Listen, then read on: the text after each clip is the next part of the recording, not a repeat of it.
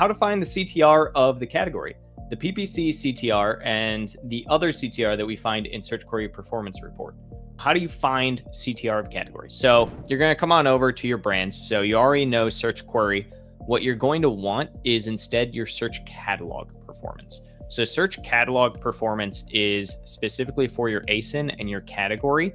And then you're going to be able to come over here to your search funnel clicks. And this is going to show you your click-through rate specific for this product to the category. So you can't see the general actual click-through rate for the entirety of your category, right? So you can't see what the average is. Amazon does publish some of that data, but you're not going to be able to see it obviously on, what a competitor is without searching specifically for their ASINs. So you could add that theoretically, but typically speaking, it's going to be only for your brand. And from there, you can see what your actual click-through rate is as well. Next up, does lower recommended stock equal less search visibility due to product being available in less fulfillment centers and less effective ads compared to good stock rate? Lower recommended stock is not necessarily less search visibility due to product being available. Lower recommended stock is specifically Amazon not recommending you to have more stock, and that has to do with sales entirely. So the less search visibility, not really. So if we look here, we can see that this product we were just on is number 7 in incense, number 3,936 in home and kitchen. So this is the only thing you need to worry about when it comes to visibility and how much search visibility there is. So when people are searching for incense, this product is going to typically show up number 7. So that is the searchability.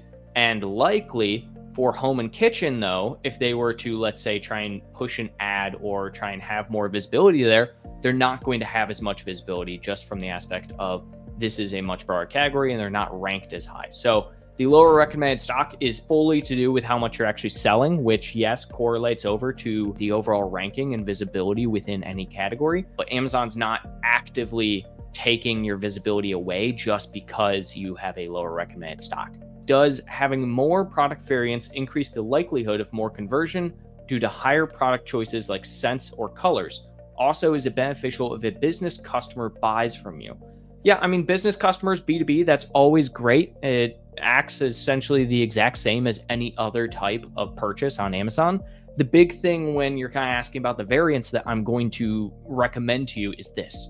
If you have product variants of any kind, let's say it's scent or it's color, don't be pushing your product variants anything more than, let's say, 10 to 12 variants. Usually after that mark, and I will say this is kind of counterintuitive, it really depends on your category overall, but anything past that and you're really going to be kind of shooting yourself in the foot, I guess is the best way to put it, because of the fact that there's too much choice, right? If you have 20 different options, so if I just look up t-shirts right now, I can imagine that some of these t-shirts are going to have tons and tons of options here, right? So if I look at this one, you can kind of see that there's a lot of options and a lot of choice here. We have to choose between the number of items, then we have to choose the color that we want, and then we have to choose the size. This leads to a less likely purchase on the end consumer for a lot of these variations. You're going to end up with likely just one or two kind of hero variations within here that would have been like that regardless of this variation. Likely what I would probably change in a situation like this is have just a 5-pack listing for variations, then a 6-pack, then a 10-pack, and so on and so forth, especially when you have all these colors that are out. I'm guessing the 10-pack, the 10-pack only has one color variation. The 6-pack only has one color, and same with the 12-pack, right? So by and large, I would typically recommend if you're going to go with multiple variant types, try and keep it as limited as possible and see what really pushes, because it's not going to necessarily help you. The only thing that helps you there is combining all of those reviews for all of the different variations that you have. And then finally, we have, again from Blizzard, how do you know if your product has been successful during the launch phase? High sales, positive reviews, running out of stock quick, and needing to restock. All of the above there, Blizzard. I mean, yes. How do you know if your product is really successful?